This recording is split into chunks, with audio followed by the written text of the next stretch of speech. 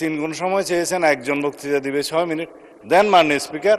তবে এখন তো আপত্তি উত্থাপনের ক্ষেত্রে এই বিলটা হয়ে গেছে, পরবর্তীগুলো সেভাবে করা যায়। আজকে 6 মিনিট দিয়েছি, এরপরে যদি আপনারা দফাওয়ারি সংশোধনী দিতেন সেখানেও বলার জন্য তখনও 2 মিনিটই সময় দেওয়া হতো, তবুও অল্প কিছু বাড়িয়ে দেওয়া যায়। আমি যা বলতে পারতাম অধিকাংশ আপনি বলে ফেলেছেন।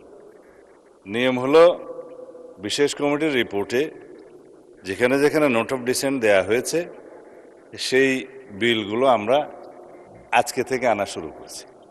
কালকের মধ্যে তো আমাদের বিলগুলো সম্পর্কে সব ফয়সলা করতে হবে। কালকে এত তাড়াহুড়ো হবে, ফ্রাইডে 3টার পরে সেশন শুরু হবে, ওনারা চাইলেও বেশি সময় হয়তো পাবেন না।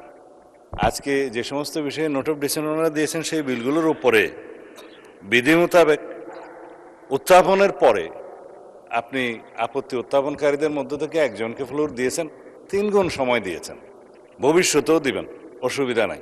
আমরা এখানে খুব সবাই আলোচনা করেই সব কিছু ফয়সালা করতে চাই।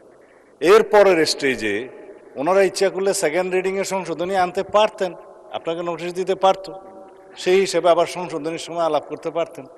থার্ড রিডিংয়ে তো খুব একটা সময় নাই পাশ করার সময়, তেমন একটা নজিরও নেই আলোচনা করার।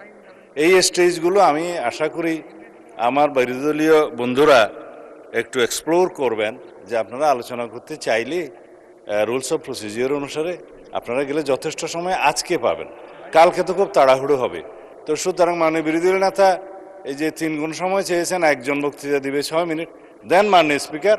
তবে এখন তো আপত্তি উত্থাপনের ক্ষেত্রে এই বিলটা হয়ে গেছে, পরবর্তীগুলো সেভাবে করা যায়। ধন্যবাদ মাননীয় স্পিকার।